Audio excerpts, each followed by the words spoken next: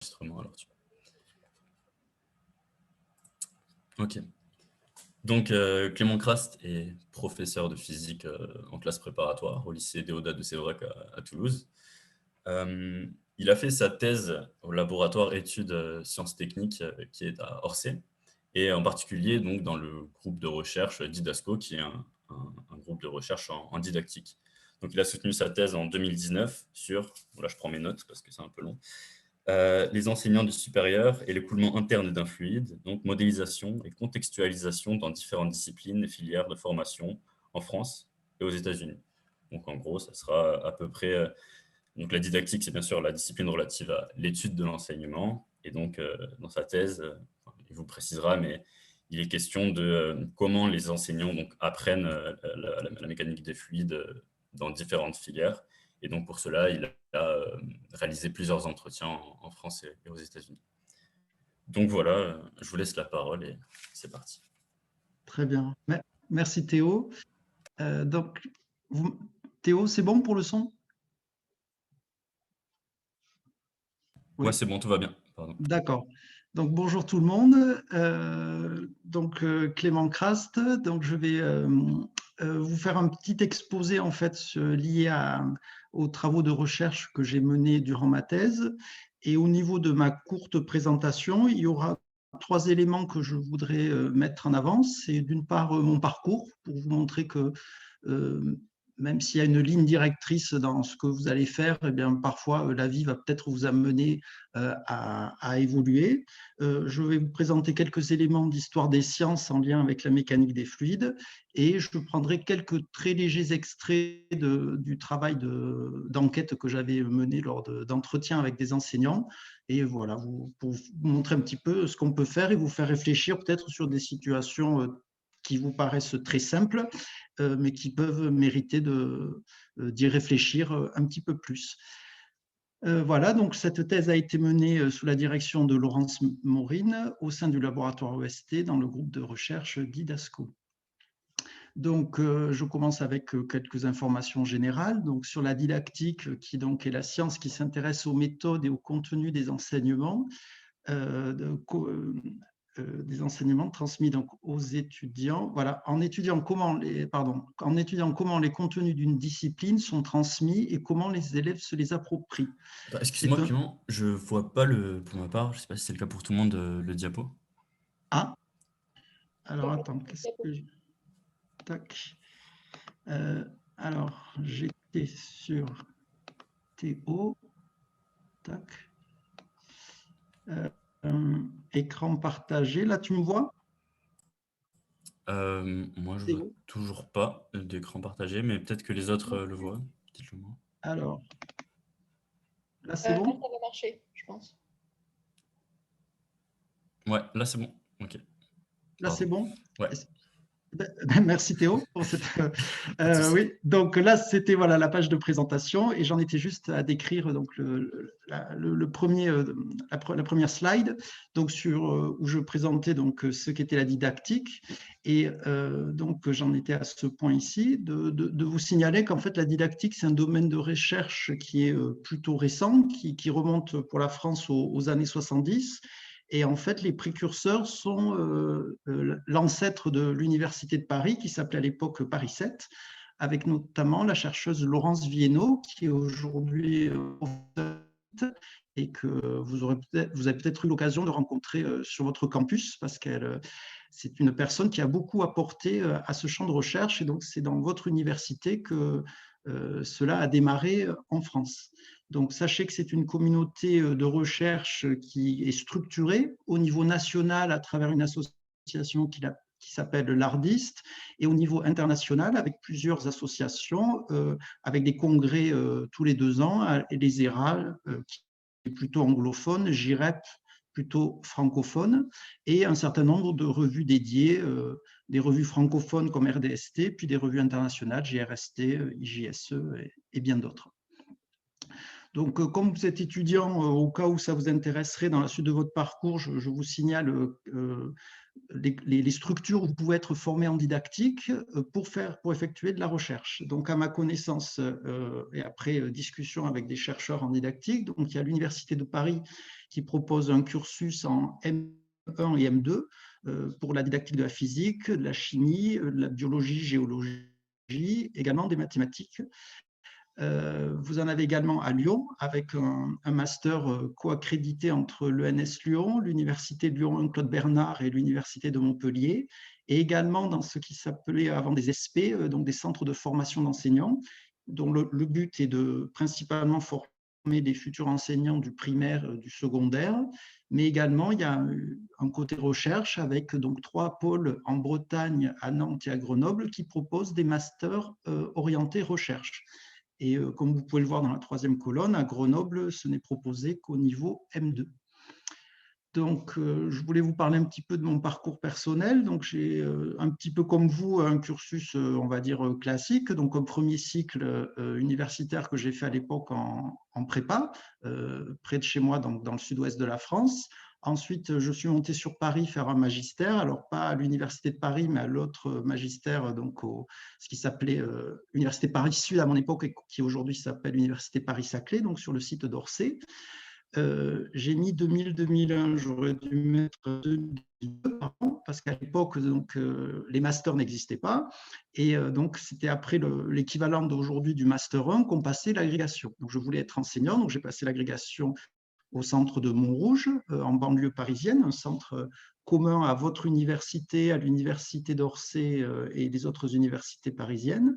J'ai obtenu l'agrégation de physique-chimie, option physique, avec un bon classement. Donc, on m'a proposé de démarrer ma carrière comme enseignant en prépa, donc en CPGE, classe préparatoire aux grandes écoles. Et donc, de là, j'ai eu différents postes de prépa, donc j'étais axé sur mon métier purement d'enseignant.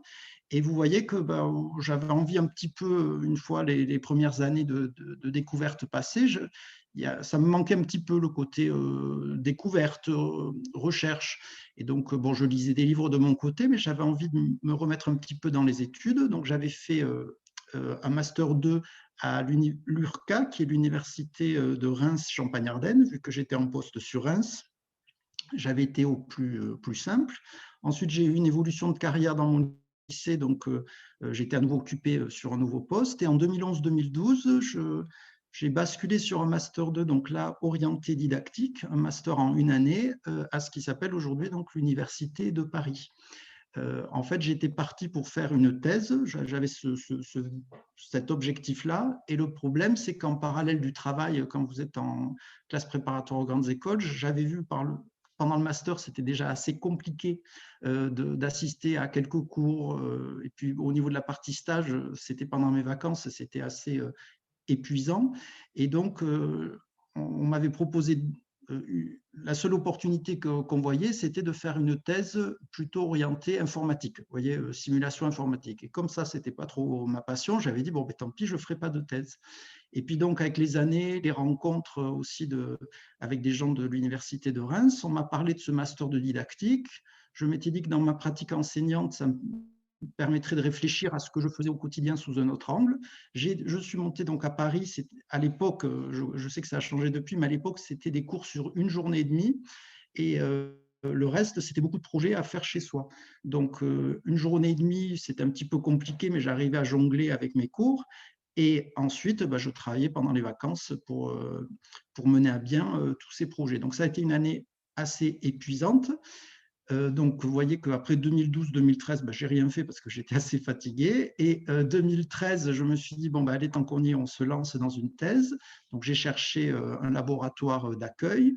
Je devais le faire sur Reims pour justement avoir des facilités dans mon quotidien entre être enseignant et puis faire une thèse. Et finalement, ça n'a pas pu se faire parce qu'il y avait à l'époque une évolution des statuts des enseignants-chercheurs et la personne qui devait m'encadrer n'avait pas ce qu'il fallait, ce qu'on appelle l'HDR, habilitation à diriger la recherche. Donc, ça bloquait tout, ce qui fait que j'ai dû aller chercher ailleurs. Et comme j'étais originaire dans mon cursus de l'université Paris-Saclay, j'ai été voir ce qui se passait à Paris-Saclay. C'est là que j'ai découvert le laboratoire d'IDASCO que, sincèrement, je ne connaissais pas quand j'avais votre âge. j'ai eu un entretien avec la directrice du laboratoire, Laurence Maurine. Je lui ai présenté mon projet, qui n'était pas bien établi, hein, mais bon, elle a regardé mon CV, on a discuté. J'avais fait ce qu'il fallait avec le Master 2 et les résultats que j'y avais obtenus, donc elle m'a proposé qu'on se lance dans ce projet. Et donc, comme vous pouvez le voir, ça s'est étalé dans le temps, de 2013 à 2019, parce que donc, en fait, je continuais à travailler en même temps donc en classe préparatoire aux grandes écoles en parallèle de ce projet de thèse. J'ai eu l'opportunité, ça n'existe plus, mais à l'époque, on pouvait, pour une année, quand on est enseignant du secondaire, on pouvait s'arrêter pour faire un travail de recherche. Enfin, pour faire autre chose, voilà, en lien avec il fallait avoir un projet clairement établi. Et donc, moi, le fait que ce soit un projet de thèse a intéressé le rectorat et m'a donné l'opportunité d'avoir cette année on pourrait appeler ça une année sabbatique, où j'étais rémunéré et je pouvais faire ce que je voulais pour le travail de thèse. Donc, je l'ai scindé en 2 fois 6 mois. Et ça m'a permis 6 mois pour faire de la rédaction, analyse des données et rédaction du manuscrit, et 6 mois pour aller mener mon enquête aux États-Unis. Et donc, j'ai eu cette opportunité incroyable de pouvoir aller aux États-Unis. Je devais avoir, je devais avoir 33, 35 ans à ce moment-là. Donc, pour vous qui êtes plus jeune, Erasmus, c'est quelque chose d'assez courant, mais moi, à l'époque, ça débutait. Et donc, c'est vrai que comme je préparais l'agrégation, je n'avais pas voulu faire d'Erasmus, ce qui fait que là, c'était le seul regret que j'avais de mon cursus de ne pas avoir été voir ce qui se passait à l'étranger. Et c'est vrai que là, dans le cadre de cette année sabbatique qui était proposée aux enseignants, j'ai eu la chance de pouvoir aller sur un campus d'une grosse université publique américaine. J'étais avec une équipe de recherche au College of Education et j'ai pu suivre pendant ces quelques mois, en plus de l'enquête que je menais pour moi, on m'a offert la possibilité d'assister à la formation des enseignants proposés aux États-Unis. Donc ça a été très formateur. Et dans le cadre de ce semestre passé à Penn State, c'est une université, un énorme campus comme on voit dans les films au milieu de nulle part en Pennsylvanie. J'ai pu terminer ensuite en passant une semaine à Boston. Et là, j'ai eu l'opportunité de poursuivre mon enquête en interrogeant des gens de Harvard et d'un certain nombre d'universités à Boston. Donc, ça a été 6 mois fabuleux. Voilà, donc là-dessus, je me suis retrouvé, donc je voulais préciser un petit peu la structure de recherche. Alors, je sais qu'à l'Université de Paris, il y a beaucoup de choses qui évoluent en ce moment, et c'est le cas aussi à l'Université Paris-Saclay.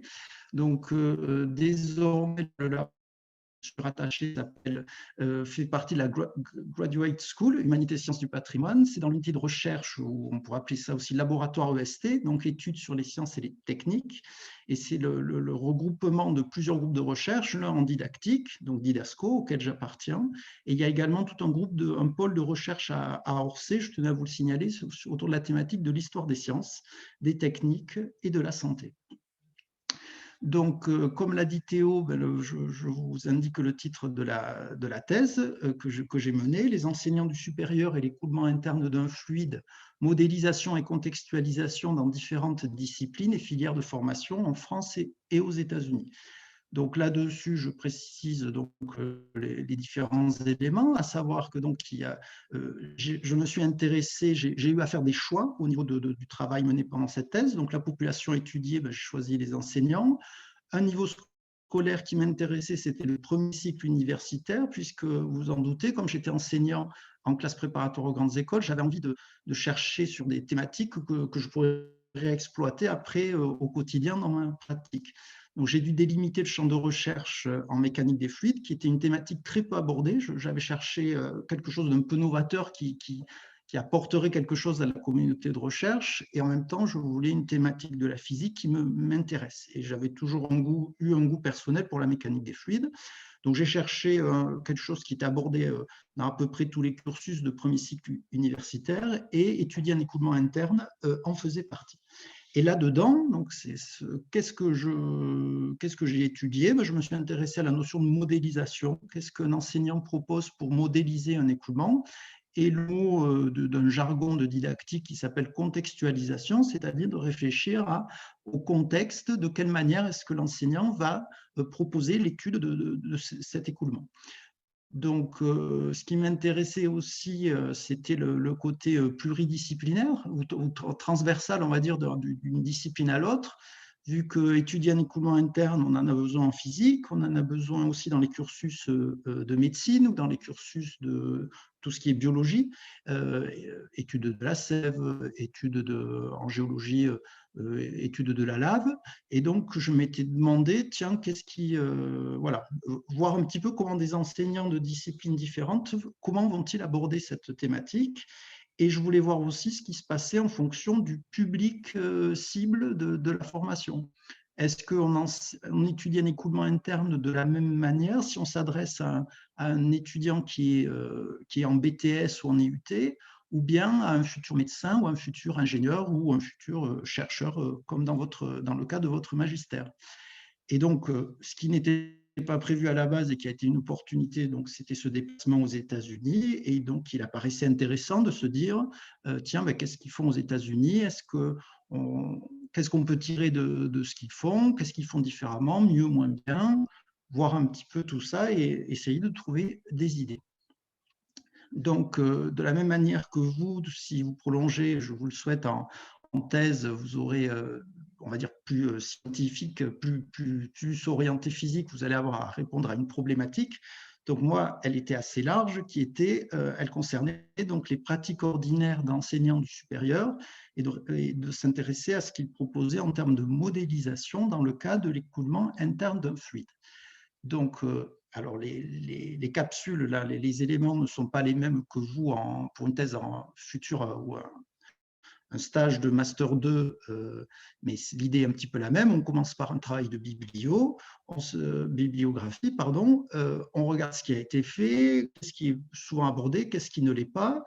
Ça aide à délimiter le champ d'étude. Pour le côté didactique, un point intéressant, c'est d'aller regarder un peu ce qu'on peut lire dans les manuels, vu que c'est un outil de l'enseignant pour réaliser son cours, d'aller voir ce qu'il y a dans des manuels français, d'aller voir dans des manuels américains, dans des manuels pour formation d'ingénieurs, des manuels pour formation de médecins. Vous, vous doutez bien que ce ne sont pas les mêmes choses qui sont mises en avant. Voilà, donc ça c'était un point d'appui pour réfléchir aux pratiques des enseignants. Un autre point d'appui qu'il y a, c'est donc le travail sur l'histoire des sciences et de s'interroger sur comment historiquement a été construit le modèle qu'aujourd'hui on vous enseigne dans un cours de physique.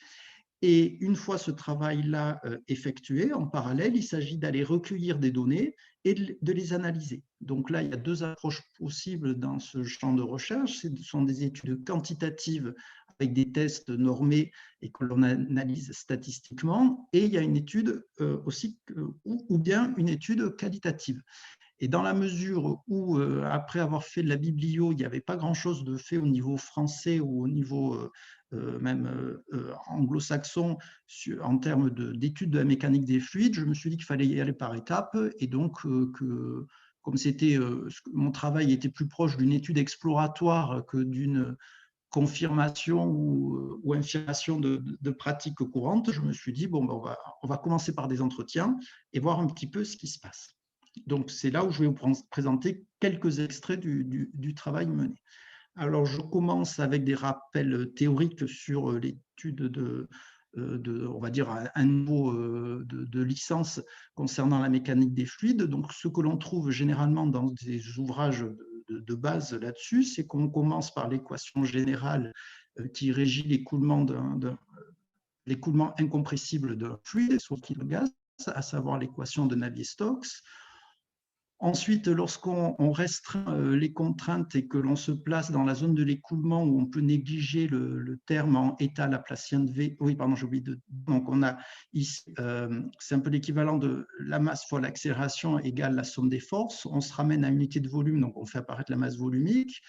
On a ici la dérivée particulière qui fait intervenir donc un terme, une dépendance explicite en fonction du temps, et ici un terme lié aux propriétés de l'écoulement. Et donc cette masse, l'équivalent de cette masse volumique fois l'accélération est égale à une somme des forces qui se résume dans les cas classique, on va dire, au poids, à l'équivalent volumique des forces de pression et à un terme lié au phénomène de viscosité. Donc, ensuite, on obtient l'équation de l'air quand on se limite à la situation où ce terme ici est négligeable devant le terme ici.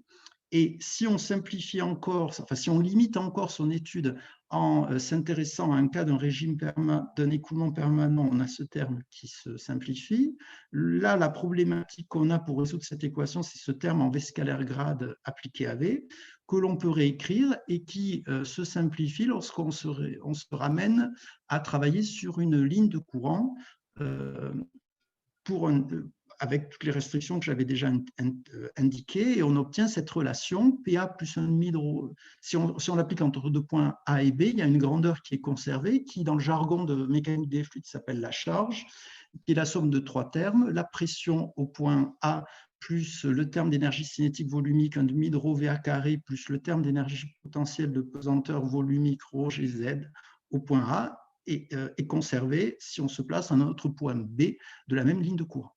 Et si on résume, si on se limite encore à un écoulement particulier type en réservoir, un petit trou en bas du réservoir, eh bien, une estimation de la vitesse au niveau du petit trou est donnée à partir de la relation de Bernoulli. Or, on obtient cette vitesse, donc V, qui vaut racine de 2GH avec H, la hauteur de fluide dans le réservoir.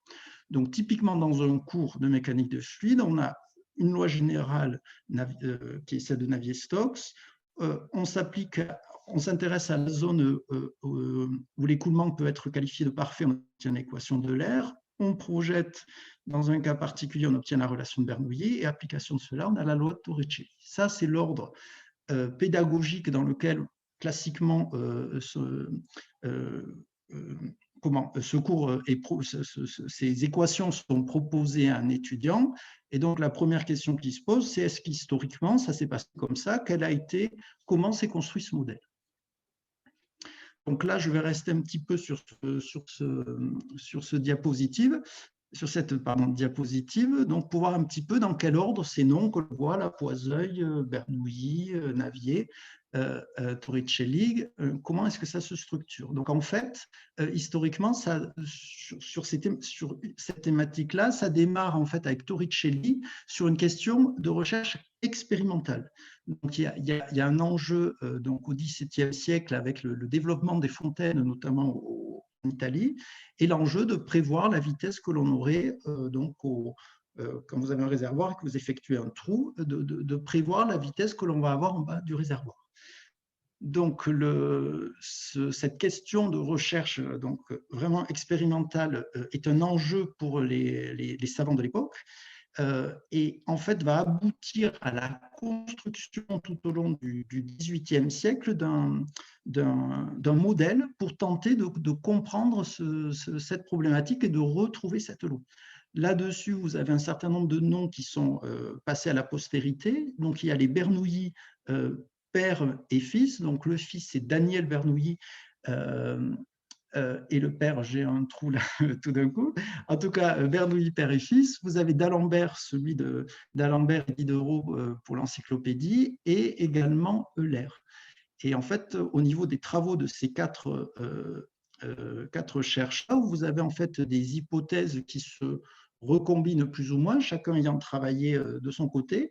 Et néanmoins, on obtient des résultats qui sont semblables. Et c'est Euler qui obtient la structuration la plus synthétique à ce niveau-là. Donc, ce qui est intéressant, c'est qu'en fait, le travail qui est mené laisse de côté la notion de viscosité. Ils arrivent à construire un modèle, ils arrivent à construire une équation différentielle qui régit ces écoulements, mais qui ne tient pas compte de la viscosité. Parce qu'ils n'arrivent pas à cette époque à modéliser ce paramètre. Et le souci, pour ceux qui en ont déjà fait un petit peu, c'est que si on ne tient pas compte de la viscosité, les prévisions que vont permettre ce modèle, dans de nombreux cas, sont éloignées des résultats expérimentaux qui sont trouvés. Et d'Alembert, de par les écarts qu'il constate entre ce que leur modèle propose et ce qui est observé par des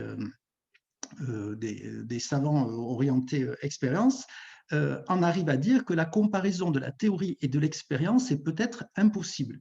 Ce qui est quand même, j'imagine pour vous, assez surprenant qu'en physique, on puisse en arriver à avoir un tel schisme entre les prévisions de la théorie et ce qui est observé d'un point de vue expérimental.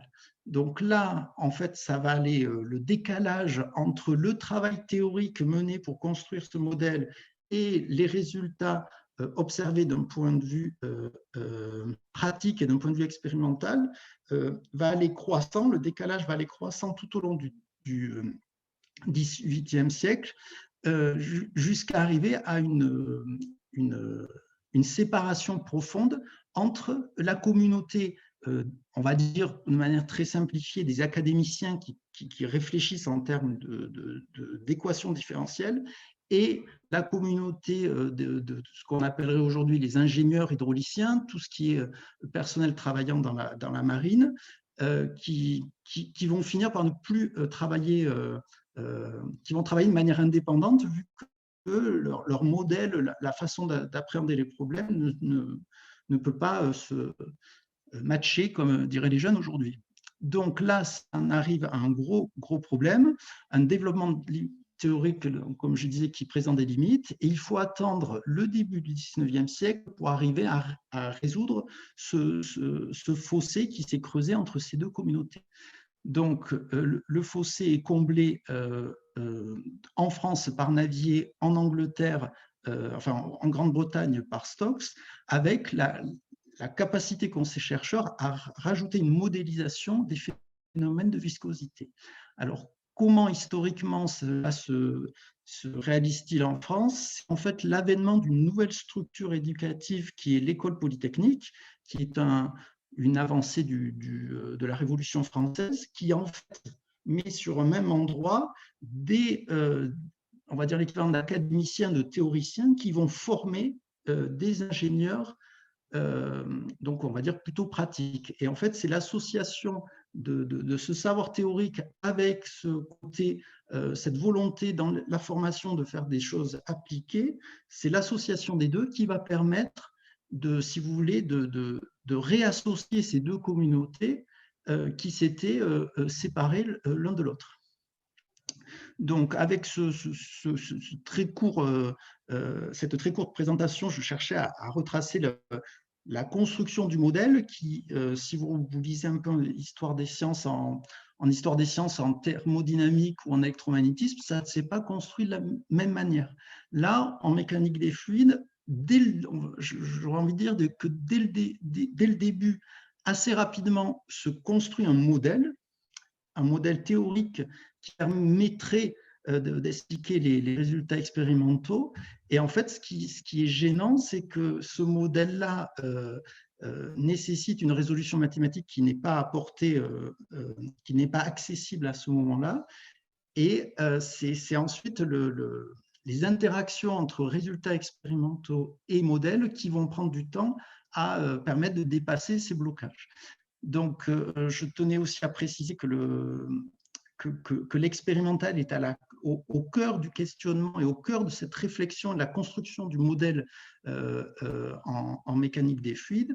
Et le dernier point, je tenais à signaler qu'au niveau du vocabulaire, vous pourrez faire attention à être vigilant à ça, qu'en fait, il y a eu un tel décalage au XVIIIe siècle que les communautés de recherche ont fini, enfin, même si à l'époque on ne parlait pas de communauté de recherche, mais ces deux communautés de savants en sont arrivés à porter des noms différents. Et donc, vous avez hydraulique, vous avez des ingénieurs en hydraulique, vous avez des formations de BTS en hydraulique, et à l'opposé, vous avez des hydrodynamiciens au niveau des champs de recherche. Et je pense par exemple à l'ouvrage de Guillaume-Petit, c'est hydrodynamique. Donc, c'est vraiment vous voyez, une approche bien différente de celle des ingénieurs. Alors donc, pour résumer, vous avez compris que l'ordre pédagogique que j'avais évoqué précédemment correspond en fait à l'exact inverse du processus historique qui a débuté par donc, un constat expérimental, une tentative d'explication avec Bernoulli, restructurée par Euler sous une forme qui ne fait pas intervenir les opérateurs gradients, comme on peut le voir ici, sous une forme, c'était scalaire à l'époque, avec des projections sur différents axes, mais enfin, l'idée est là. Et c'est ensuite, donc ça, c'est Bernoulli et Euler, ce sont les résultats du XVIIIe siècle. Et ensuite, 19e siècle, on rajoute le terme ici de viscosité qui permettra de faire le lien entre ce que prévoit le modèle et les résultats associés. En gardant en tête que cette équation que vous avez là, équation différentielle, est extrêmement complexe et n'est toujours pas résolue, enfin les mathématiciens ne savent pas encore résoudre complètement cette équation différentielle. Donc c'est vraiment un enjeu de recherche également théorique de nos jours. Donc, si on revient maintenant au côté enseignement de ces outils-là, je voulais juste vous rappeler un petit peu qu'est-ce qui est attendu. Alors, on va peut-être pas pour vous, parce que vous êtes tous donc à au moins bac+2, mais en tout cas pour ceux qui vont arriver là dans le supérieur.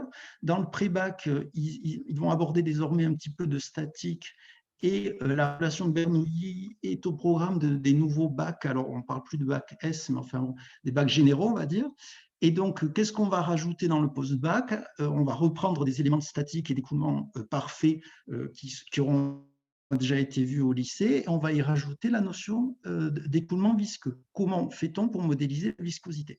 Et c'est là que, en fonction de la structure dans laquelle va l'étudiant, eh bien, la façon d'aborder cette viscosité va varier. C'est-à-dire que dans les formations techniques, donc de STS qui forment à des BTS en lycée ou en EUT, on va plutôt mettre l'accent sur l'utilisation d'ABAC, on va mettre l'accent sur des travaux pratiques assez importants, et les notions qu'on voit en IUT, qu'on ne voit peut-être pas dans les autres filières, vont être liées à la prise en compte d'une pompe. Comment est-ce que dans un bilan énergétique mettons en avant l'influence d'une pompe, la notion de perte de charge dans un écoulement. Au contraire, dans une formation de licence ou en classe préparatoire aux grandes écoles, dans une formation dite plutôt, enfin, que j'ai qualifiée d'ingénieur, mais donc qui serait plutôt généraliste, on va réfléchir à l'articulation des modèles, on va vous faire travailler sur la simulation informatique pour chercher des solutions aux problèmes, et donc on va introduire notamment l'équation de Navier-Stokes, qui, vous vous doutez bien, n'est pas abordée en STS ou en IUT.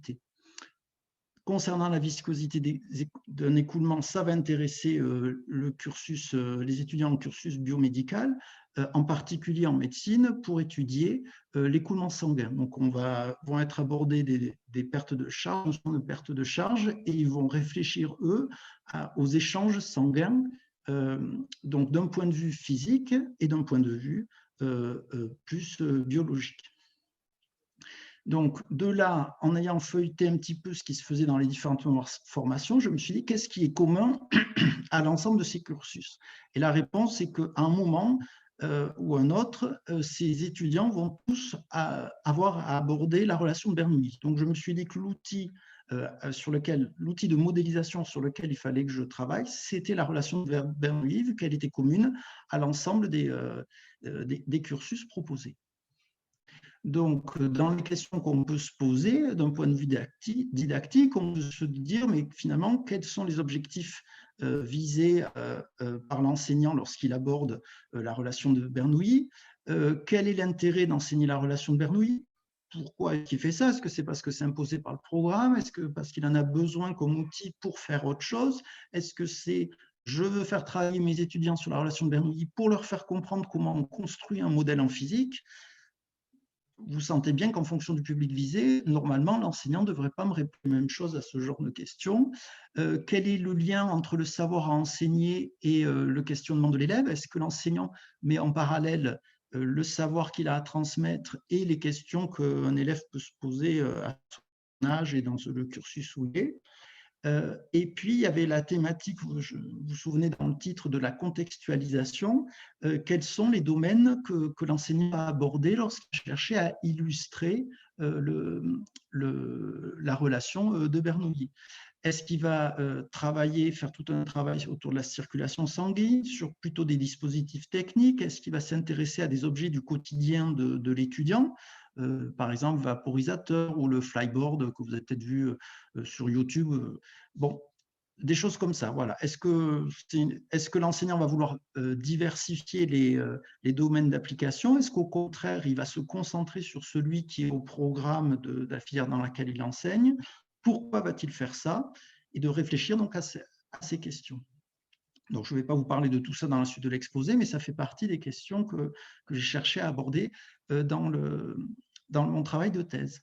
Donc, concernant les contextes, concernant la relation de Bernoulli, donc je me suis intéressé à l'étude de rétrécissement.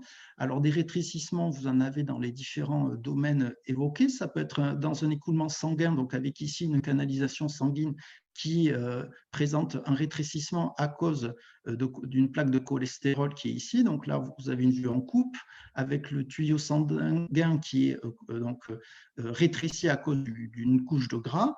Vous pouvez avoir également un rétrécissement qui, cette fois-ci, est souhaité, donc, que l'on observe ici, d'accord, qui va me permettre donc, de faire des mesures de débit dans ce qu'on appelle un débitmètre aventuré. Je rappelle ici ce que vous trouveriez classiquement dans un cours sur l'étude du rétrécissement.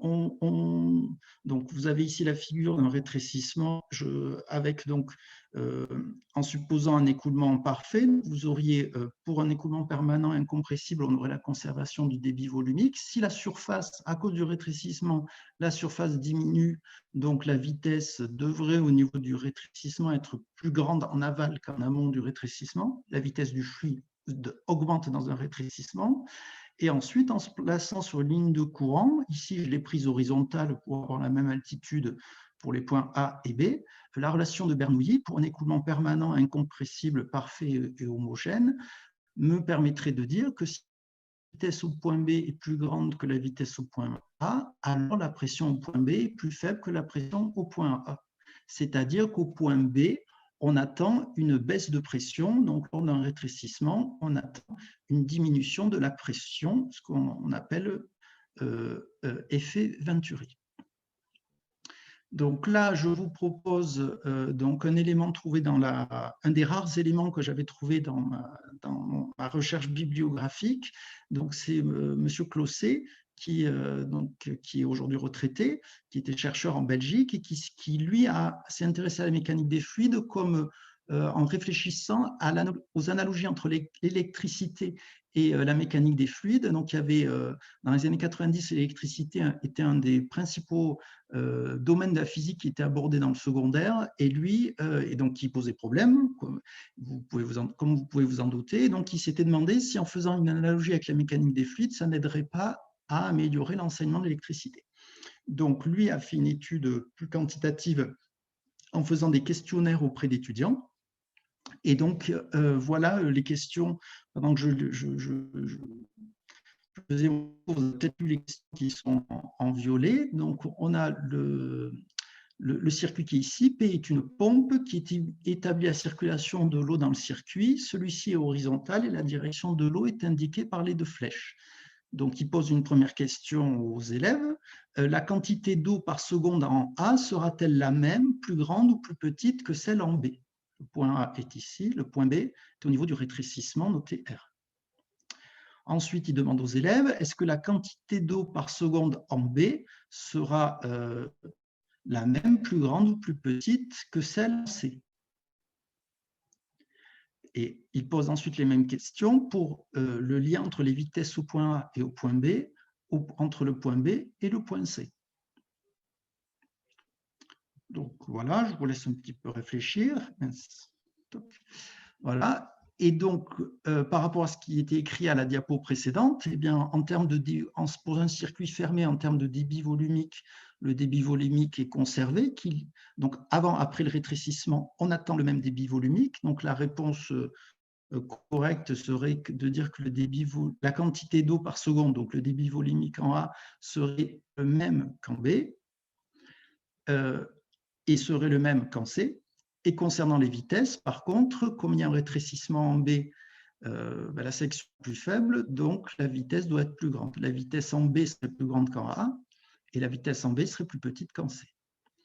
Et ensuite, il posait la question, dans le même circuit, par un procédé quelconque, on rend le rétrécissement R encore plus étroit. La quantité d'eau par seconde en A sera-t-elle la même, plus grande ou plus petite qu'avant? De même au point B, de même au point C.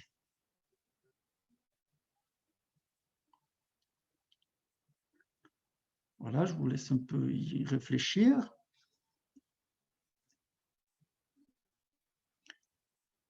Et donc, en termes de réponse, quelque chose que je vous propose, il y a peut-être plus rapide, mais en fait, si on fait, donc, lui, c'était une réflexion sur un circuit électrique, la pompe est équivalente à un générateur, le débit est équivalent à une intensité. Vous connaissez la loi d'Ohm U égale RI, et vous aurez la même façon. Donc, en termes de tension, ça serait ici une différence de pression imposée par la pompe, qui est ici une grandeur fixée, qui vaudrait la résistance hydraulique fois l'équivalent de l'intensité, qui serait ici le débit volumique. Donc, en rétrécissant, en rendant le rétrécissement plus étroit, la résistance du circuit sera plus grande. Et donc, comme on a R fois le débit qui doit être conservé, si la résistance est plus grande, le débit sera plus faible. Voilà ce qui était attendu. Et donc, si vous voulez, l'enjeu n'est pas que les élèves et les étudiants répondent tous juste, c'est de savoir qu'est-ce qu'ils répondent et surtout d'avoir une explication à pourquoi ils ont émis telle ou telle réponse. Et donc, je ne reprends pas tous les résultats de son étude, mais il y a 3 idées reçues chez les élèves qui avaient été remarquées. C'était ce qu'il appelle classer un raisonnement séquentiel. Donc, il y avait l'idée que si la section diminue, alors le débit volumique diminue, alors que donc il y a conservation du débit volumique. Donc, si la section diminue, la vitesse augmente, mais pas le débit. Ensuite, il a pu être constaté chez certains élèves que la section diminue et une même quantité d'eau doit traverser une section donnée, donc le débit volumique augmente. Donc là, il y a une confusion débit volumique et vitesse moyenne. Et ensuite, un autre point qui apparaissait dans les retours des élèves, c'était que le rétrécissement n'aurait pas d'influence sur l'amont du circuit. Le rétrécissement n'aurait un impact que localement. C'est-à-dire l'idée que comme on est en circuit fermé, si vous jouez à un endroit donné, ça va impacter aussi ce qui se passe en amont. Et ça, tous les élèves ne le voient pas nécessairement. Donc, c'est ce qu'on appelle des difficultés conceptuelles, c'est-à-dire des difficultés que peut avoir l'élève face à un problème donné. Et donc, si on veut essayer de travailler sur ces difficultés, il faut déjà avoir conscience, et d'où l'intérêt de ces enquêtes. Donc, un travail équivalent a été mené en thermique, en mécanique, en électromagnétisme dans les années 80-90 pour essayer de comprendre qu'est-ce qui pose problème dans les raisonnements que proposent les élèves. Alors, depuis, le champ de recherche a un peu évolué. Et donc là, moi, au début, je voulais faire quelles sont les difficultés conceptuelles en mécanique des fluides, mais comme le champ de recherche a évolué, on m'a fortement poussé à faire évoluer mes questions, donc à réfléchir davantage sur la thématique du moment qui était la modélisation. Donc voilà une situation que j'ai proposée en entretien, donc en pré-entretien avec quelques étudiants, et ensuite auprès d'enseignants français et américains. Donc c'était le schéma que vous voyez sur la droite. Et donc je leur montrais ce document en entretien en tête-à-tête, et je leur disais, un écoulement s'effectue de gauche à droite dans une canalisation, on insère 2 fins de tubes de verre aux endroits indiqués. Quand il s'agissait d'élèves que j'ai interviewés, je leur disais qu'observerait-on? Et pour les enseignants, je leur demandais, reprends-tu cette situation dans ton cours? Anticipes-tu des difficultés particulières? Donc, ce à quoi je m'attendais, c'est qu'on me dise, ah ben oui, c'est la situation classique du rétrécissement, donc c'est quelque chose que j'enseigne dans mon cours. Et ensuite, j'ai écouté la suite du discours de l'enseignant. Donc, par exemple, j'avais comme élément de réponse dans un entretien, oui, avec Bernoulli, ça allait. Donc, ce que vous voyez entre parenthèses, là, c'est le code que je donnais pour anonymiser les enseignants interviewés. Un autre, avec la même question, me répondait, le seul fait de leur dire que c'est une dépression, une surpression, et le fait d'être obligé de faire un raisonnement de statique des fluides à un endroit alors qu'on est en train de faire une manip de mécanique des fluides, oui, j'ai constaté que ça les chagrinait. Donc, la notion de faire un raisonnement statique des fluides, c'est par rapport au niveau ici de fluide qu'on aurait dans les tubes pour repérer la pression en amont et en aval du rétrécissement. Donc, j'ai renouvelé ces questions pour la quarantaine d'enseignants que j'ai interviewés en France et aux États-Unis dans des formations biomédicales plutôt orientées ingénieurs, plutôt orientées techniciens. Et de là, j'ai pu constater qu'il y avait à peu près 4 catégories de réponses annoncées par les enseignants. Donc, à savoir que beaucoup d'enseignants me disaient que ben non, il n'y a pas de difficulté, ça c'est vraiment la situation ultra classique qu'on enseigne. Dans des formations orientées techniciens, on va me dire ah ben oui, il y a des difficultés calculatoires, faire apparaître la vitesse, les sections, les diamètres.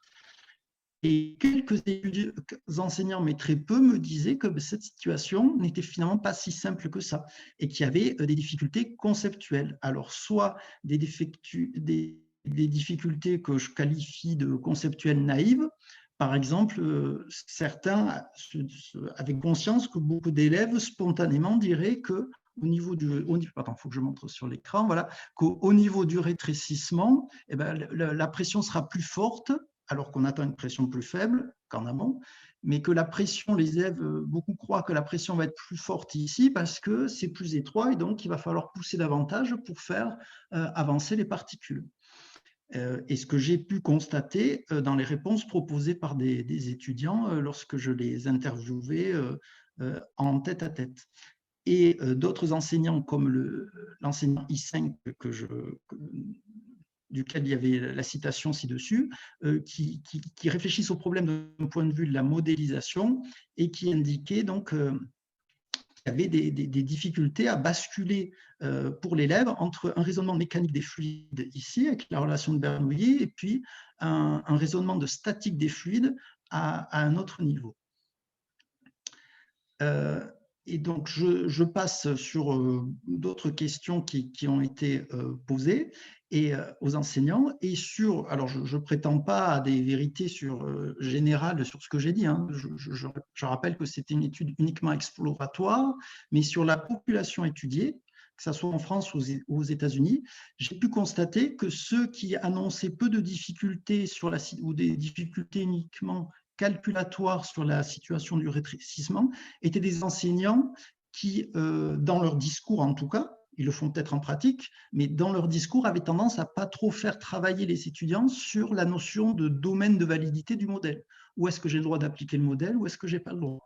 À l'inverse, ceux qui spontanément entretien indique que la situation du rétrécissement peut présenter des difficultés, sont des enseignants qui, un peu plus tard dans l'entretien, lorsqu'on parle du domaine de validité du modèle, dans leur réponse, proposent des éléments qui laissent à penser que dans leur cours, ils font réfléchir l'étudiant à un modèle en physique, c'est valable dans quel domaine. Donc, je vous propose maintenant la situation numéro 2, qui ressemble beaucoup à la situation numéro 1. Donc, je présentais l'image que vous voyez sur la diapo, et je disais la phrase suivante, qu'un écoulement s'effectue de gauche à droite dans une canalisation identique à la précédente. On insère un troisième tube de verre fin en amont de la canalisation. Aux étudiants, je leur demandais qu'observerait-on. Donc ça, tous les étudiants comprennent que moi, ce qui m'intéresse, c'est de savoir un peu ce qui va se passer au niveau, vous voyez, des 3 tubes qu'on a ici. Et pour les enseignants, je posais la question, là encore, reprends-tu cette situation dans ton cours? Anticipes-tu des difficultés particulières? Donc là, au niveau des réponses face à ça, il y a ceux qui ont fait, par exemple, les manips, ou ceux qui ont vu des vidéos liées à ça, qui ont manipulé, enfin, principalement, c'était ceux qui ont manipulé autour de ce genre de dispositif, et puis ceux qui sont restés plus dans une approche magistrale, on va dire. Les réponses étaient assez différentes. Donc là-dessus, alors quel est l'intérêt d'avoir présenté aux enseignants cette situation-là? Bien, c'est qu'en fait, j'ai regroupé sur une même image une situation qui, généralement, dans les manuels, apparaissent dans des chapitres différents. C'est-à-dire qu'en jaune, vous avez la situation telle qu'on l'a décrite en situation 1 et qui apparaît dans à peu près tous les manuels de physique. Donc là, qui nécessite l'application, enfin, qui est étudiée en utilisant la relation de Bernoulli. Et vous avez l'autre situation en violette classique, donc avec les 2 premiers tubes ici. Vous voyez que là, même si mon dessin n'était pas très beau, c'était une canalisation à diamètre fixé. Et là, en fait, cette situation expérimentale cherche à faire réfléchir les élèves sur la notion de perte de charge. C'est-à-dire que même si vous prenez une canalisation horizontale, au fur et à mesure que vous avancez dans la canalisation, à cause des phénomènes de viscosité, vous perdez en pression et donc on verrait dans les tuyaux, dans les tubes, les fins de tubes, le niveau qui baisserait au fur et à mesure qu'on avance. Donc là, je répète, la situation violette et la situation dans l'encadré violette et la situation dans l'encadré jaune sont apparaissent classiquement dans des manuels à des chapitres différents. Et à aucun moment dans les manuels que j'ai observés, on ne relie ces 2 situations et pour faire réfléchir l'étudiant là-dessus. Alors pourquoi il y a à réfléchir? C'est parce qu'en fait, quand on prend la situation, quand on parle de perte de charge dans la partie violette, cela signifie qu'on tient compte de la viscosité de l'écoulement. Sauf que dans la partie jaune, quand on applique la relation de Bernoulli, ça sous-entend qu'on suppose, qu'on approxime l'écoulement comme étant parfait, c'est-à-dire qu'on néglige la viscosité. Donc pour un même écoulement, pour 2 tubes, on suppose qu'il y a de la viscosité, et pour les 2 tubes suivants, on suppose qu'il n'y a pas de viscosité. Pourtant, c'est le même fluide qui circule juste avant, juste après. Donc, c'est ça, si vous voulez, qui n'apparaît pas peut-être tout de suite pour un enseignant quand on lui présente la situation, mais quand on discute un petit peu là-dessus, normalement, va arriver dans le raisonnement qu'il va me présenter le fait que, ah ben oui, dans un cas, je tiens compte de la viscosité, et pour le même écoulement, juste après, j'en tiens pas compte. Et là, donc, la question est comment je couple les deux, et à partir de là, est-ce que l'enseignant indique que les limites du modèle sont abordées ou non, sont déclarées en tout cas dans un discours comme étant abordées ou non. Et alors là, face à ça, vous avez des enseignants donc, qui ne voient pas le problème et donc qui ne répondent, qui répondent, je ne vais pas dire à côté, mais enfin qui ne pensent pas à ça. Et vous avez d'autres enseignants donc, qui s'interrogent en se disant mais c'est vrai finalement en fait, c'est visqueux, c'est pas visqueux, j'ai pas le droit de supposer l'écoulement parfait et qui présentent un raisonnement qui aboutit ou qui n'aboutit pas, mais en tout cas qui réfléchissent à la situation. Et puis vous en avez d'autres qui face à cette situation qui est un petit peu bloquante, ferment les portes, on va dire, en entretien et disent on passe à la question suivante, je ne sais pas, on passe à la question suivante et de manière assez directive, on va dire. Voilà. Donc là-dessus, donc ça, voilà, j'en avais parlé tout à l'heure. Et donc, je passe sous silence un petit peu les autres choses qui ont été abordées en entretien. C'était des entretiens assez longs, hein, entre 40 minutes et 1h30 avec chaque enseignant. Donc, j'ai étudié un certain nombre de situations avec eux. Et donc, une fois que j'ai eu toutes ces données, ben, l'enjeu était de se dire, est-ce qu'il y a des facteurs qui apparaissent? Est-ce qu'il y a ce qu'on appelle des variables explicatives qui permettraient de tracer des profils de type d'enseignants. Et donc là-dessus, je voulais signaler que donc, par rapport aux situations que j'ai étudiées, par rapport à d'autres situations que j'ai présentées aux enseignants, qui me permettent de définir ce qu'on appellerait un périmètre d'expertise sur les modèles et la modélisation, c'est-à-dire est-ce que l'enseignant est entre guillemets, hein, bien sûr, un expert ou non là-dessus, c'est-à-dire est-ce que c'est quelque chose qui met ou pas en avant dans son cours. Je ne dis pas qu'il faut le faire, hein, mais est-ce que c'est quelque chose qui est prégnant dans son cours ou est-ce qu'au contraire, c'est le programme me dit de faire appliquer la relation de Bernoulli, je le fais appliquer. Je ne me soucie pas si les conditions d'écoulement me permettent ou pas de l'appliquer, on m'a dit de le faire, je le fais. Voilà, donc ce type de situation, c'est ce qu'on appellerait plutôt, ce que j'ai appelé moi en tout cas dans mon étude, une expertise plutôt limitée. Et au contraire, donc ceux qui vont essayer de faire réfléchir les étudiants sur, mais finalement, dans telle situation, est-ce que c'est pertinent ou pas d'appliquer la relation Bernoulli? Les résultats que j'ai, est-ce que je m'attends à est-ce que je vais comparer avec des résultats expérimentaux? Est-ce que je vais faire manipuler mes élèves pour voir si ce que prévoit le modèle est suffisant, est pertinent ou non? Et donc, j'appellerais ça plutôt de l'expertise, on va dire, un périmètre d'expertise plus étendu. Et donc là, ce que j'ai pu constater sur le faible échantillon, hein, je répète encore une fois, c'est qu'une étude exploratoire, ce qui a été proposé dans la thèse, c'est que, alors la nationalité, pas. C'est-à-dire que je trouve quand je catégorise les réponses des enseignants, je trouve des Français et des Américains dans les deux catégories. On aurait pu croire aussi que les enseignants qui ont été formés avec une majeure en mécanique des fluides, c'est-à-dire ceux qui ont eu un cursus avec beaucoup d'enseignement de mécanique des fluides, seraient dans, vous voyez, colonne de droite, périmètre d'expertise étendu. Ben, ce n'est pas le cas, on trouve, qu'ils soient français ou américains, on en trouve avec un périmètre d'expertise plutôt limité. Et à l'inverse, des enseignants, je pense notamment des enseignants agrégés en BTS ou en CPGE qui, de par leur âge, n'ont pas eu de formation mécanique des fluides parce qu'autrefois ça s'enseignait moins, et qui donc se sont auto-formés en mécanique des fluides. Quand ils parlent de leur enseignement de mécanique des fluides, il y a la réflexion sur la validité du modèle est quelque chose de très prégnant. Donc, c'est des gens que j'appelle autodidactes qu'on trouve avec un périmètre d'expertise sur modèle et modélisation étendu.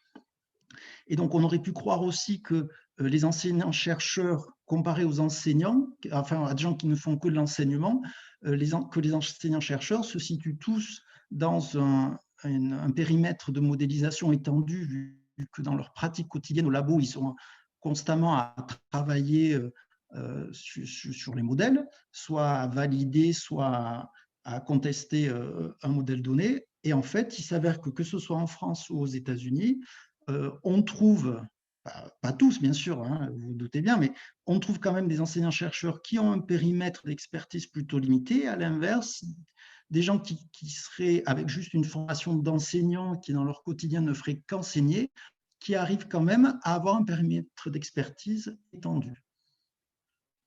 Donc, les enjeux de tout ceci, de toute cette étude, sont doubles. Il s'agit d'une part de réfléchir pour la formation des enseignants et d'autre part de l'impact que ça peut avoir sur la formation des étudiants.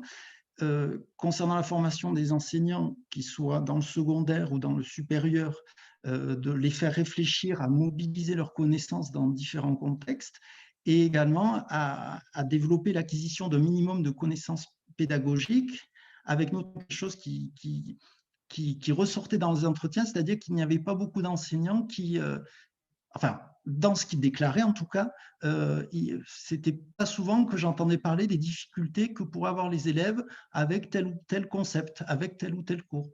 Et donc, si le genre d'études que j'ai pu mener et que d'autres mènent peut inciter les collègues enseignants ou enseignants-chercheurs à davantage réfléchir en amont du cours qu'ils construisent à prendre en compte les difficultés, ou est-ce que de réfléchir à où est-ce que mon élève va avoir des difficultés, on peut espérer que ça améliore la compréhension du cours par les étudiants.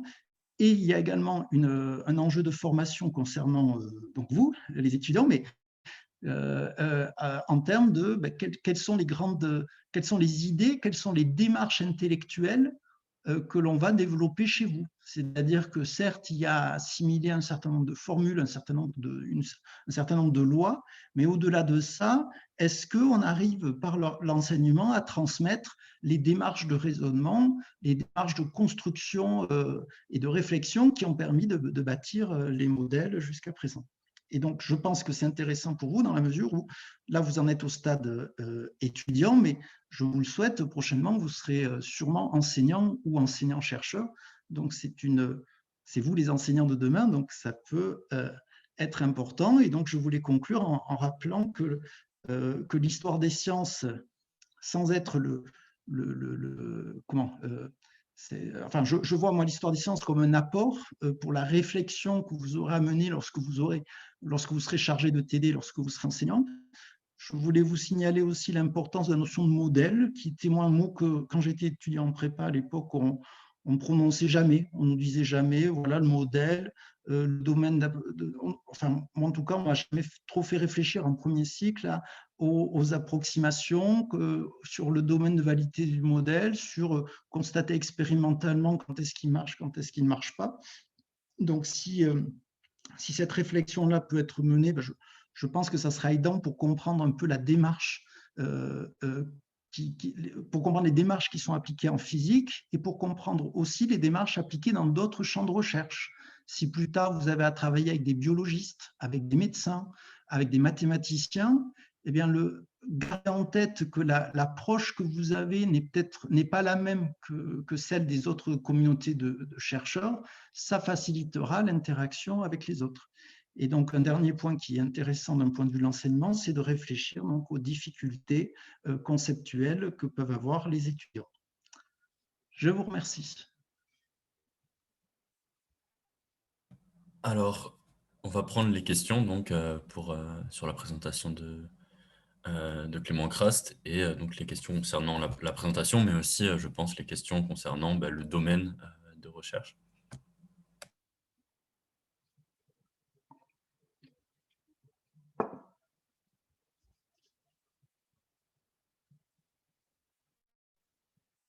Donc, si on n'a personne pour l'instant, moi je vais me lancer. Je veux savoir déjà, quand on fait une thèse en didactique, est-ce qu'il y a un paradigme pour interroger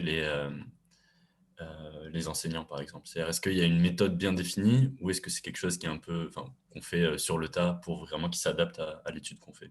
Ou est-ce qu'il y a, comment dire, des directives quoi, à suivre en général?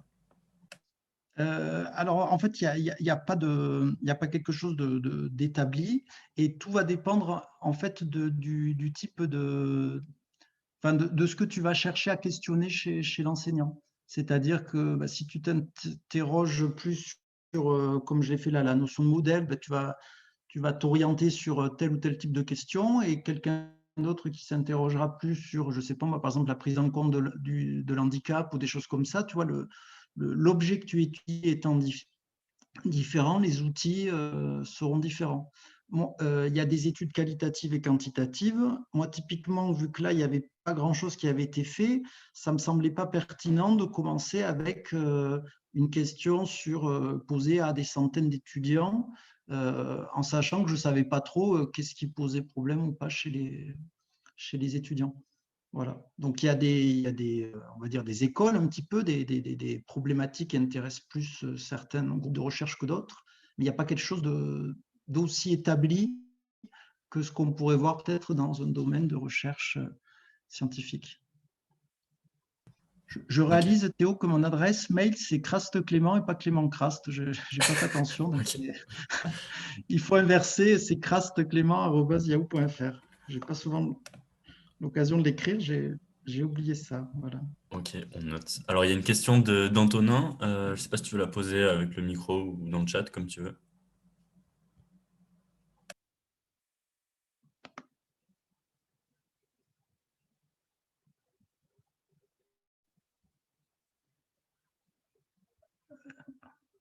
Théo, moi, j'entends pas là. Je ne sais pas s'il pose la question, mais Ok, alors Antonin, est-ce que tu veux poser ta question?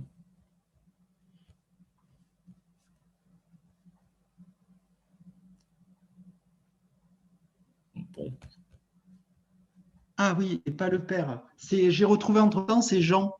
ok. Le père, c'est Jean Bernouilly. Le fils, c'était Daniel Bernouilly. Quand on dit la relation Bernouilly dans vos cours, en fait, il s'agit de Daniel. Et là-dessus, j'avais une petite anecdote que je n'ai pas donnée tout à l'heure. C'est qu'en fait, vous m'entendez? Théo, c'est bon? Ouais, moi, c'est bon, on vous entend. D'accord. Donc l'anecdote, c'était simplement de signaler les histoires de famille, qu'en fait le père, donc Jean, a antidaté en fait le texte dans lequel il évoque une loi qui ressemble beaucoup à celle qu'avait trouvée son fils. Et en fait, le père, donc voulant prétendre que c'était lui qui était à l'origine de cette loi, en fait, a antidaté de plusieurs années son texte en collaboration avec son éditeur pour faire croire que c'était lui, son fils, qui avait été le premier à le trouver. Voilà, donc des histoires de famille chez les Bernouilly. Et Bernouilly, qui au passage, c'est une famille qui, il y a à peu près une vingtaine de Bernouilly qui ont apporté des contributions notables en physique ou en maths. Donc quand vous entendrez parler de Bernouilly, ça ne sera pas nécessairement Daniel ou Jean auquel fera référence votre enseignant. Merci beaucoup. Alors, donc, il y a une autre question dans le chat de donc, Nicolas. Tu veux poser une question? Nicolas Félix. Tu peux te mute. Oui, donc bonjour. Moi, j'aurais deux questions par rapport aux causes de la différence d'anticipation des difficultés de l'élève. La première, est-ce que ce serait possible que les enseignants qui sont plus formés à la mécanique des fluides anticipent moins les difficultés précisément parce qu'eux en ont moins vécu dans leur apprentissage? Et secondo, serait-il possible qu'ils anticipent moins les problèmes de modélisation parce que pour eux, cette approximation-là est normale pour rendre quelque chose de simple et enseignable? Alors, concernant si je prends ta deuxième question, Nicolas, là-dessus, il y a Kuhn qui a fait un ouvrage très intéressant où il analyse comment sont construits les manuels de physique, comment est-ce qu'on enseigne aux étudiants. Et en fait, il y a une approche qui consiste à simplifier ce qui a mis des années ou des décennies à une communauté de chercheurs pour obtenir le modèle. Et cette façon de concevoir le cours provoque, si tu veux, on va dire une non-réflexion sur comment a été structuré le cours. Parce qu'en fait, donc le but, c'est d'aller, pour une communauté de recherche, c'est d'aller de l'avant par rapport aux questions qui se posent pour eux. Et en fait, si pendant la formation, on passe du temps à tout reconstruire comme ça a été construit par la communauté de recherche, ben, ta formation sera finie, tu ne seras pas outillé pour, tu vois, aller encore plus loin dans cette réflexion. Et donc, de manière tacite et peut-être pas de manière consciente, il y a une façon de présenter les cours qui aboutit à ce que parfois ben, cette réflexion ne soit pas menée.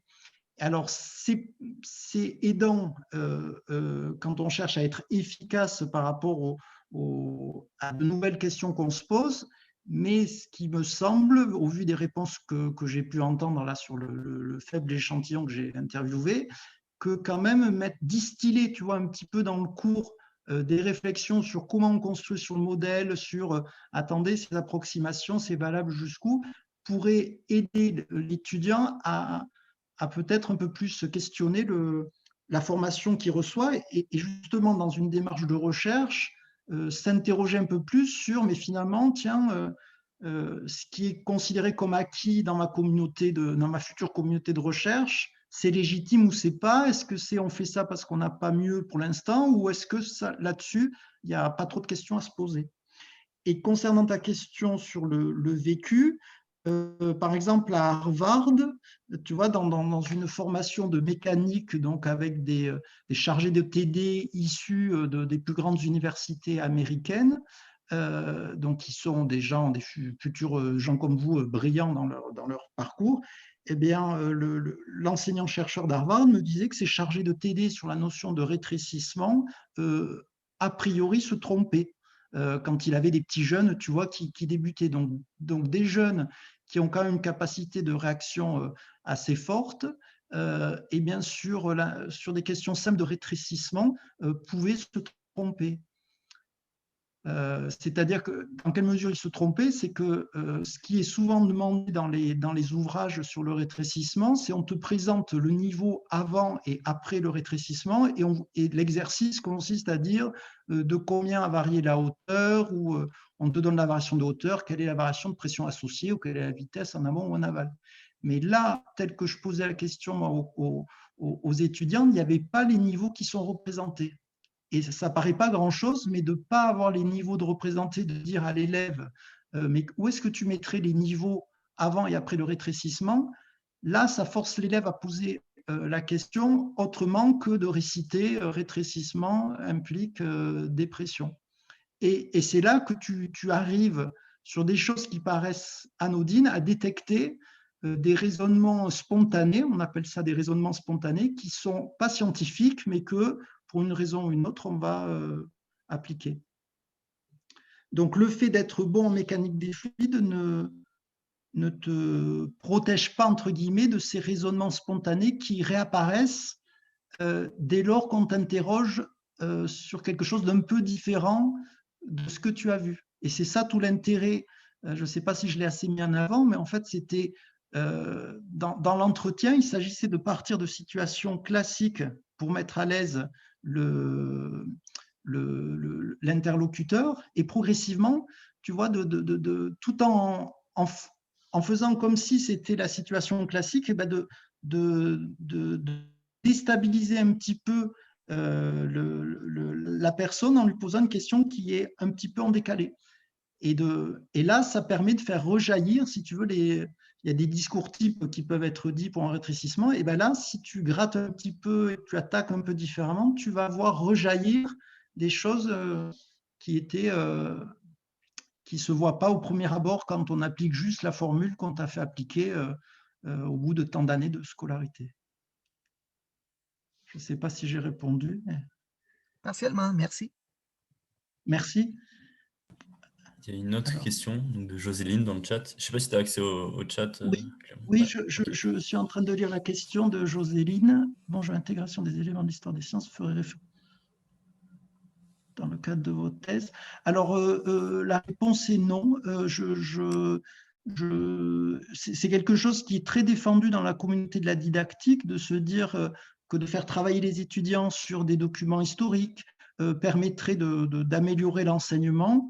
De ce que j'ai pu lire dans la biblio, alors j'ai sûrement peut-être pas lu les bonnes revues, mais ça n'apparaît pas si explicite que ça. Et la réflexion sur qu'est-ce qu'on fait d'un document historique auprès d'étudiants, c'est encore beaucoup discuté.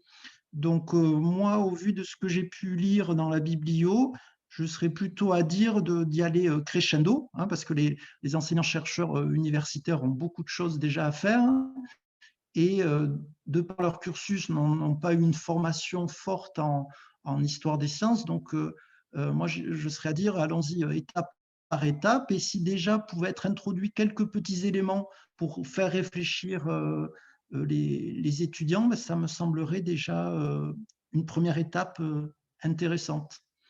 L'anecdote là sur le père et le fils de Bernoulli, ça apporte peut-être pas grand-chose, si ce n'est de voir que les enseignants-chercheurs, ce ne sont pas des héros et que ce sont des êtres humains avec des qualités, des défauts.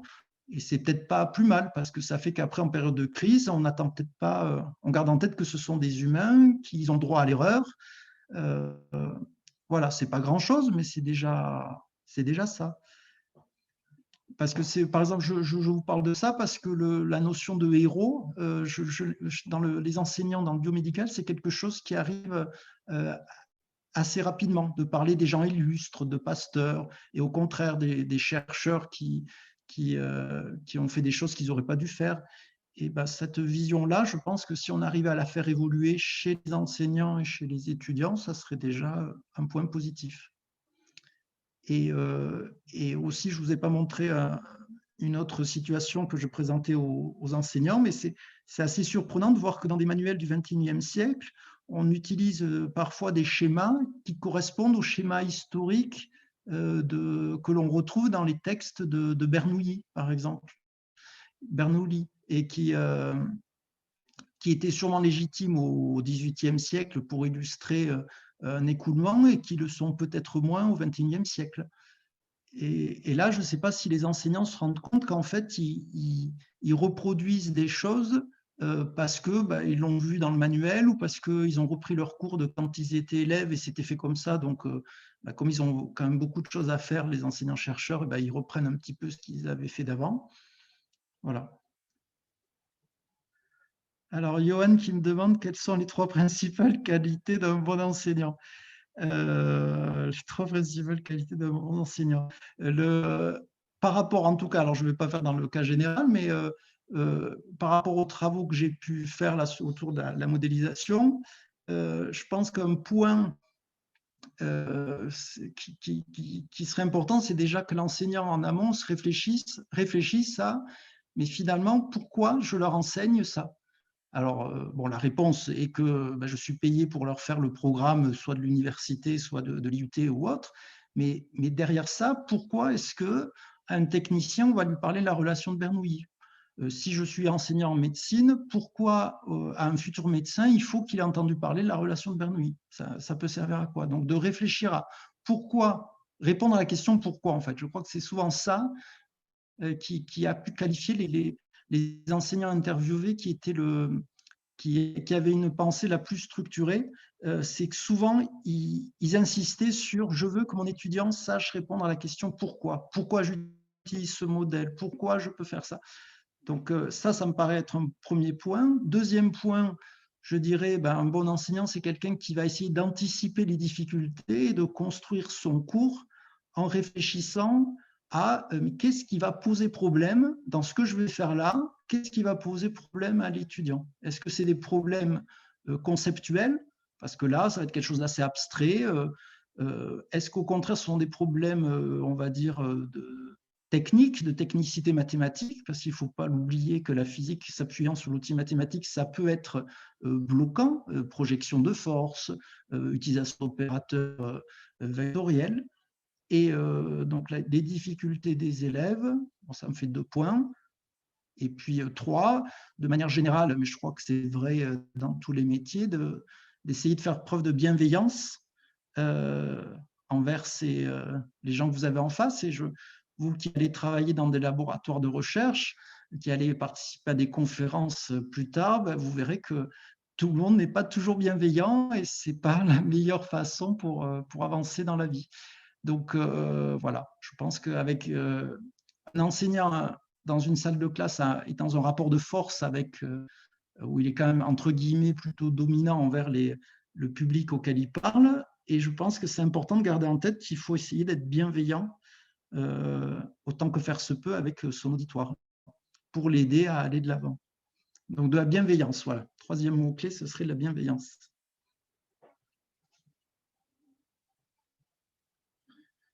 Alors, la montée en niveau du programme du bac général fait des années, vous aviez parlé d'introduction.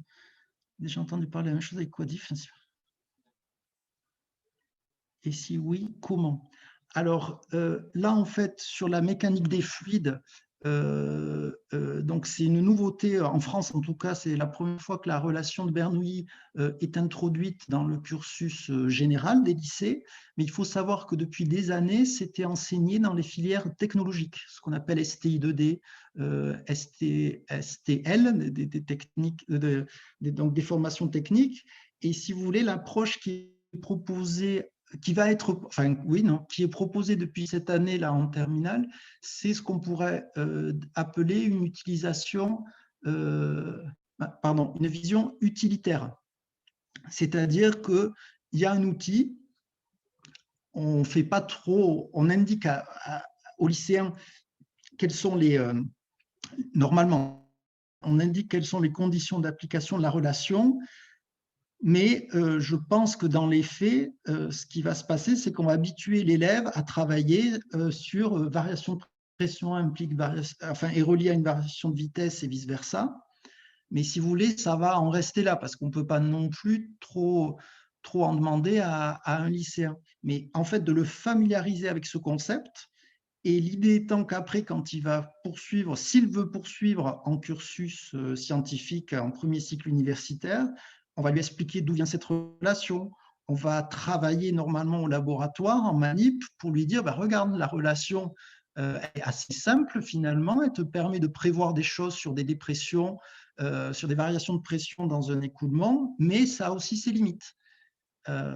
Voilà, donc il est vrai qu'il y a une ambition au lycée de faire monter le niveau. Bon, donc, comme je suis en prépa, je travaille en lycée. La structure où je suis, c'est un lycée et j'entends les collègues du secondaire à la machine à café. Bon, j'ai envie de dire que vu les contraintes qu'il y a, je ne sais pas si la montée en gamme va être faite. En tout cas, c'est la première fois depuis un bon moment qu'il y a de la part du ministère une ambition de se dire on va essayer de faire mieux et d'en demander un peu plus aux étudiants, d'être un peu plus exigeants avec les lycéens pour les aider à mieux construire un raisonnement. Donc, concernant la maturité, c'est quelque chose de ce que j'ai pu entendre de collègues de filières technologiques, c'est quelque chose, la relation de Bernoulli, qui passait bien auprès des élèves, auprès des lycéens. Donc, on peut espérer que ça passe bien aussi au niveau des filières générales. Et ce qui est intéressant avec la mécanique des fluides, et je trouve très positif que ça soit introduit au lycée, c'est qu'il y a quelque chose de visuel. Si vous repensez si je vous dis par exemple le mot onde électromagnétique, c'est quelque chose, pour visualiser une onde électromagnétique, c'est quand même quelque chose qui demande un travail. Pour l'induction, c'est quand même pas des choses évidentes. Alors que là, un écoulement, c'est quelque chose que tout le monde visualise. Il y a un côté, on va dire, beauté aussi. C'est quelque chose qui revenait assez souvent dans le discours des élèves et des enseignants autour de toutes les écoulements un peu extraordinaires qu'on peut voir ou qu'on peut trouver en vidéo sur Internet.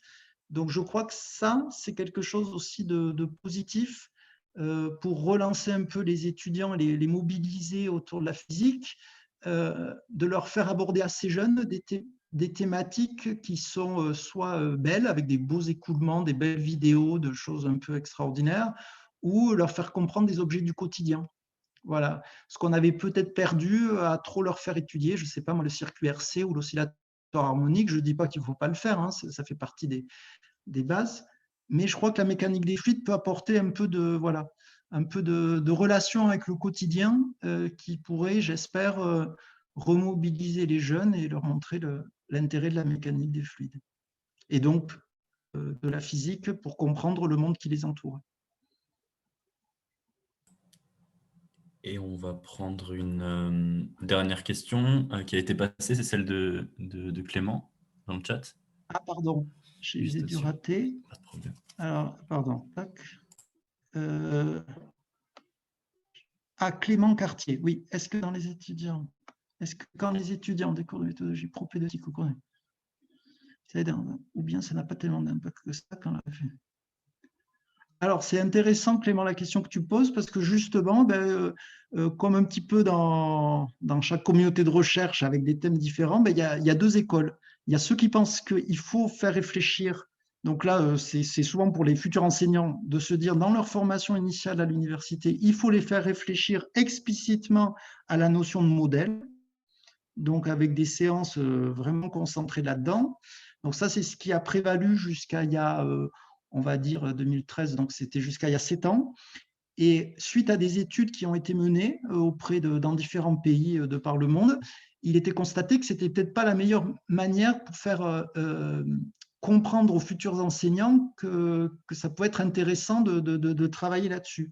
Et donc, depuis 7-8 ans, il y a une autre école qui dit qu'il faudrait plutôt qu'au sein d'un cours, on va dire, traditionnel de physique, d'instiller dedans, tu vois, des éléments liés à la réflexion sur le modèle. Donc là, on pourrait encore parler de contextualisation, de ne pas faire un cours sur qu'est-ce qu'un modèle en physique, mais plutôt, au fur et à mesure que l'on travaille, de pointer quelques éléments. Et là-dessus, il y a des enquêtes qui sont menées à plus grande échelle que moi, donc où c'était juste une étude qualitative sur un faible, ça m'a pris du temps, mais c'était une population de 40 enseignants interviewés. Et les résultats ne sont pas probants dans un sens ou dans l'autre, c'est-à-dire qu'on a des améliorations, mais elles sont pas, il n'y a pas quelqu'un qui l'emporte en ce moment pour dire voilà, cette méthode est bien meilleure qu'une méthode est bien meilleure que l'autre. Mais c'est en effet, là, ce que tu dis là, c'est un sujet de réflexion dans la communauté de recherche des didacticiens. Donc, je n'ai pas de réponse plus précise à te donner là-dessus, mais c'est en effet une des questions qui se posent. Le but de tout ça étant bien évidemment d'améliorer votre formation et la formation des futurs étudiants.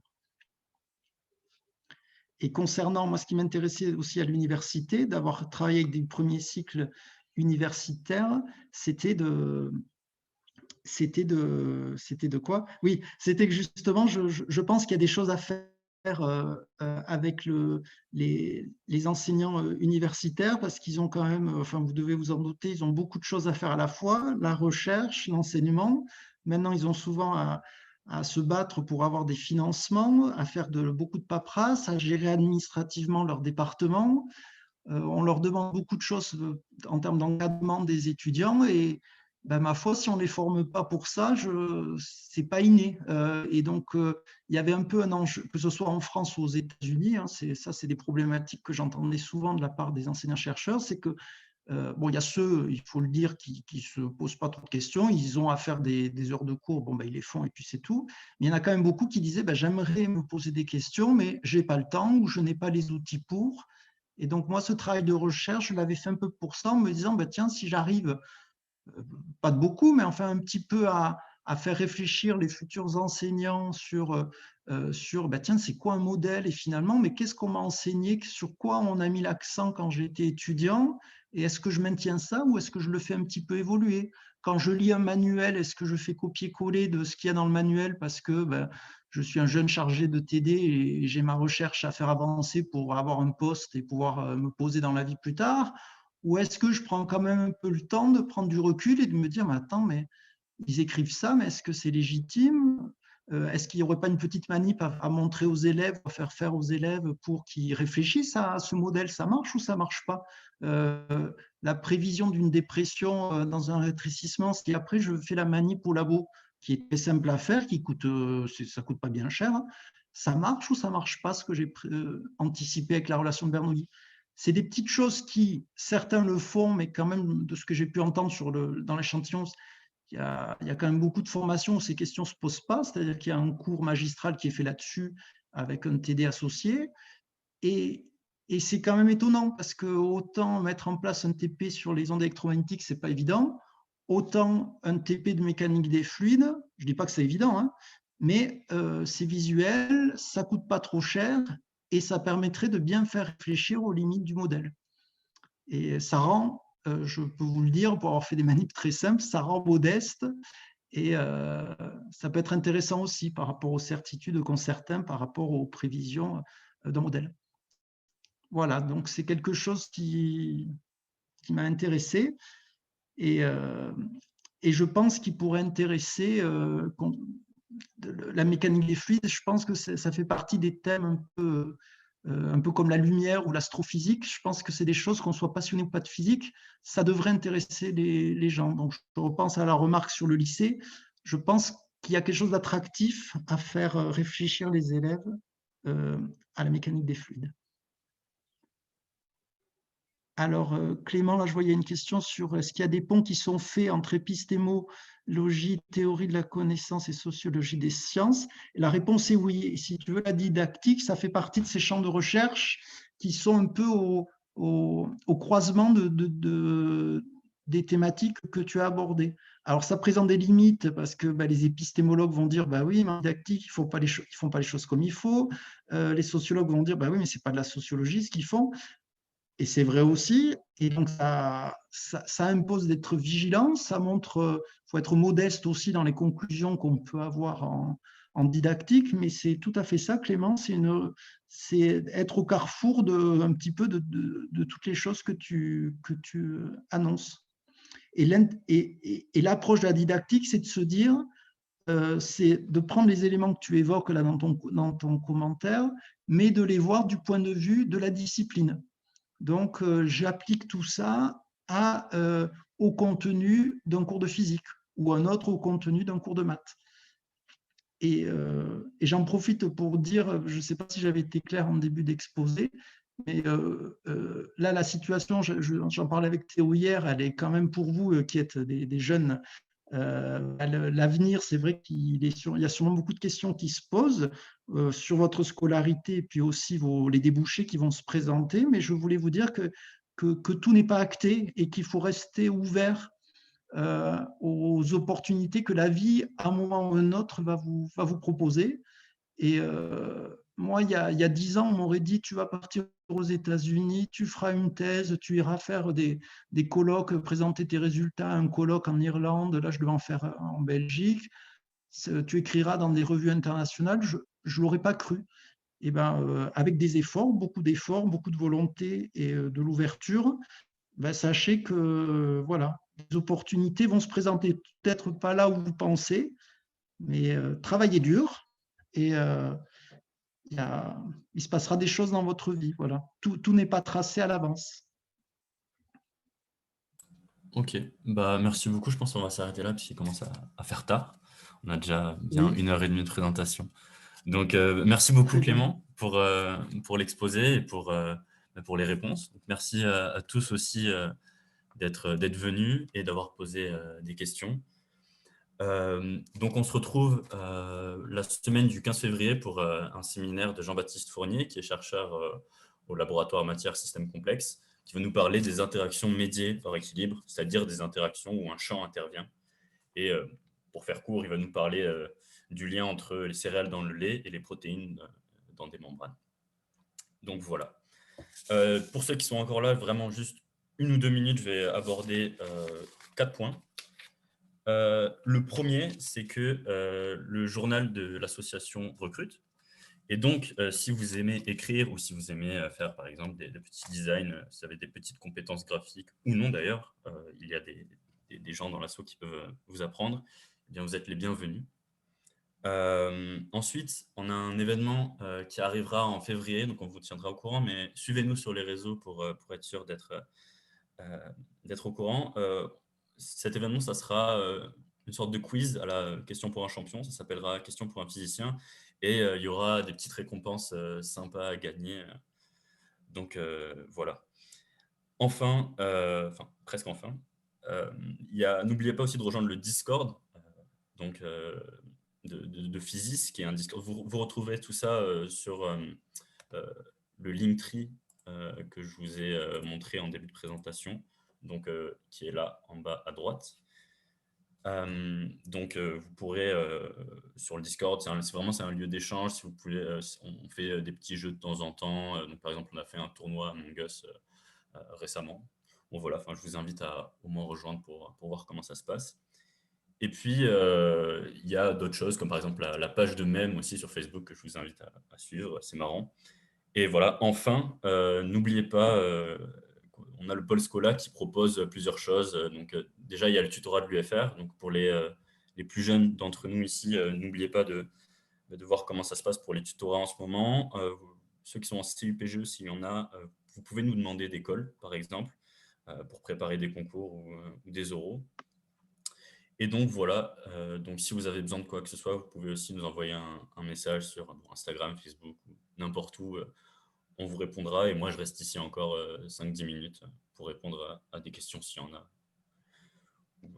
Donc voilà, merci à tous. Merci beaucoup.